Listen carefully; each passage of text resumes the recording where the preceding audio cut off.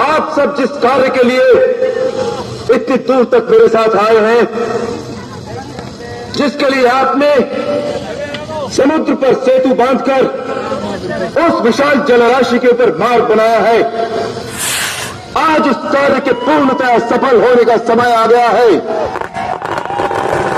रावण के सारे योद्धा, सारे पुत्र और भाई एक एक करके विनाश को प्राप्त हो गए हैं।